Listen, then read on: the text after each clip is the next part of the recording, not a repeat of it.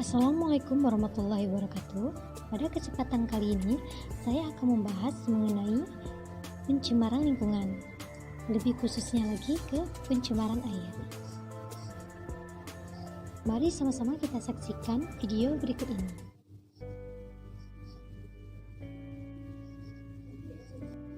Pencemaran lingkungan merupakan satu dari beberapa faktor yang dapat mempengaruhi kualitas lingkungan. Pencemaran lingkungan merupakan segala sesuatu, baik berupa bahan-bahan fisika maupun kimia, yang dapat mengganggu keseimbangan ekosistem.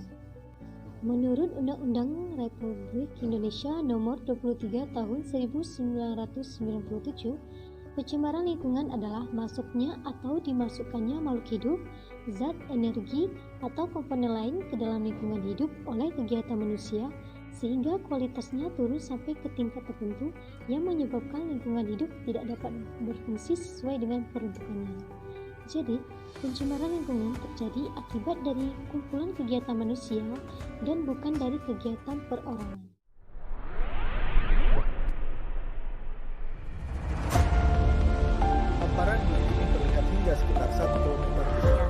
Berikut ini beberapa pencemaran lingkungan yang terjadi di Indonesia yang diakibatkan oleh manusia. Pemirsa, informasi pertama datang dari banjir bandang terjang kota Padang mengakibatkan penyelaman di Kecamatan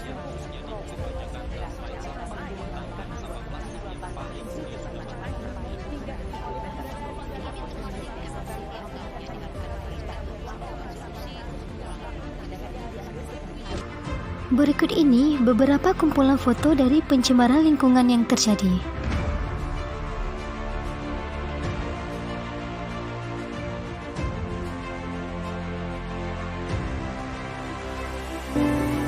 Kualitas air menentukan kehidupan di perairan laut ataupun sungai. Apabila perairan tercemar, maka keseimbangan ekosistem di dalamnya juga akan terganggu. Air dapat tercemar oleh komponen-komponen anorganik, di antaranya berbagai logam berat yang berbahaya. Komponen-komponen logam berat ini berasal dari kegiatan industri. Pencemaran air dapat terjadi pada sumber mata air, sumur, sungai, rawa-rawa, danau, dan laut. Dalam kehidupan sehari-hari, makhluk hidup selalu membutuhkan air, termasuk manusia. Kita sangat membutuhkan air bersih untuk berbagai kegiatan, antara lain minum, mandi, mencuci, memasak, dan sebagainya. Salah satu ciri air bersih adalah tidak tercemar. Bagaimana air dikatakan tercemar? Air dikatakan tercemar apabila air itu sudah berubah baik warna, bau, maupun rasanya. Bahan pencemaran air dapat berasal dari limbah industri, limbah rumah tangga, dan limbah perairan. Bagaimana air bisa tercemar? Beberapa hal kegiatan manusia yang dilakukan sehari-hari dapat mengakibatkan pencemaran air. Salah satunya adalah membuang sampah sembarangan, yaitu ke saluran air maupun itu di sungai, laut, dan lain-lain. Air limbah industri cenderung mengandung zat berbahaya. Oleh karena itu, kita harus mencegahnya agar tidak membuang air limbah industri ke saluran umum. Kegiatan industri selain menghasilkan produk utama atau bahan jadi, juga menghasilkan produk sampingan yang tidak terpakai, yaitu limbah. Jenis limbah yang berasal dari industri dapat berupa limbah organik yang bau seperti limbah pabrik, tekstil, atau limbah pabrik kertas. Selain itu, limbah anorganik berupa cairan panas, berbuih dan berwarna serta mengandung asam belerang berbau menyengat. Seperti limbah pabrik baja, limbah pabrik emas, limbah pabrik cat, limbah pabrik pupuk organik, limbah pabrik farmasi, dan lain-lain. Jika limbah industri tersebut dibuang ke saluran air atau sungai, akan menimbulkan pencemaran air dan merusak atau memusnahkan organisme di dalam ekosistem tersebut. Limbah industri yang berupa logam berat sering dialirkan ke sungai, sehingga sungai menjadi tercemar. Jenis-jenis logam berat adalah raksa, timbal, dan kanium, di mana ketiganya sangat berbahaya bagi manusia apabila mengkonsumsinya. Limbah rumah tangga merupakan limbah yang berasal dari hasil samping kegiatan perumahan seperti limbah rumah tangga, pasar, perkantoran, rumah penginapan atau hotel, rumah makan, dan puing bahan bangunan serta besi-besi tua, bekas mesin-mesin atau kendaraan. Limbah rumah tangga dapat berasal dari bahan organik, anorganik maupun bahan berbahaya dan beracun.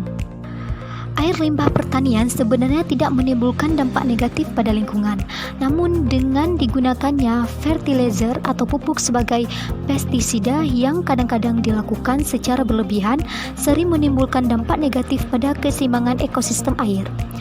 Pada sektor pertanian juga dapat terjadi pencemaran air, terutama akibat dari penggunaan pupuk dan bahan kimia pertanian tertentu seperti insektisida dan herbisida. Penggunaan pupuk yang berlebihan juga dapat menyebabkan suburnya ekosistem di perairan kolam, sungai, waduk, atau danau. Pupuk yang tidak terserap ke tumbuhan akan terbuang menuju perairan. Akibatnya, terjadinya blooming alga atau tumbuh suburnya ganggang di atas permukaan air. Penyebab lain dari pencemaran air adalah tumpahan minyak secara tidak sengaja ke laut. Hal ini sangat berdampak terhadap pencemaran air, yang salah satunya adalah kematian hewan air. Dampak lain dari pencemaran air adalah terjadinya gangguan rantai makanan. Coba kamu pikirkan apabila suatu perairan tercemar oleh bahan beracun itu dapat meresap ke dalam tubuh alga atau mikroorganisme lainnya. Selanjutnya, hewan kecil atau zooplankton akan memakan alga tersebut. Kemudian zooplankton akan dimakan oleh ikan-ikan kecil dan ikan besar akan memakan ikan yang kecil. Kemudian, apabila anjing laut memakan ikan kecil tersebut, kemudian anjing laut tersebut dimakan oleh hiu. Kemudian, apabila ikan-ikan besar tersebut ditangkap oleh manusia dan dimakan, maka bahan beracun tersebut akan masuk ke dalam tubuh manusia. Zooplankton yang makan alga tidak hanya satu, tetapi banyak sel alga. Dengan demikian, zooplankton tersebut sudah mengandung bahan beracun yang banyak. Demikian juga halnya dengan ikan kecil yang memakan zooplankton, dan ikan besar akan memakan ikan kecil tersebut tidak hanya satu. Dengan demikian, dampak yang dirasakan oleh manusia adalah dengan adanya penyakit yang diakibatkan oleh pencemaran air. Langkah-langkah yang dapat dilakukan untuk pengendalian pencemaran air adalah: yang pertama, tidak membuang sampah sembarangan, atau lebih tepatnya tidak membuang sampah ke saluran air, baik itu sungai, rawa-rawa, maupun ke laut. Kemudian melakukan kegiatan pembersihan, baik itu di pantai, di pasar, dan di tempat-tempat lainnya. Pengolahan air limbah dapat dilakukan dengan salah satunya adalah pembuatan kolam stabilisasi.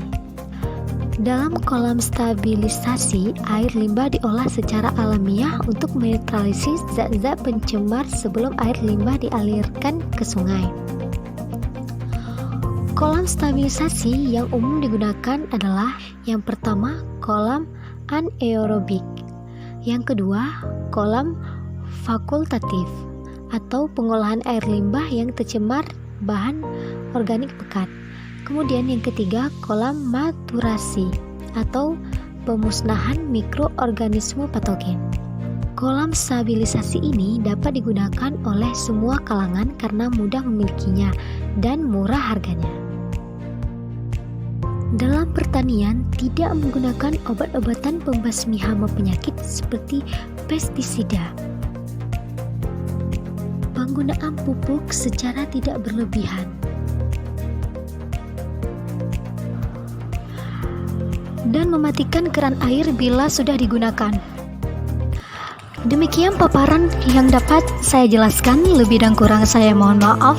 Bila ada kesalahan atau bila ada pendapat lainnya, bisa komen di bawah ini.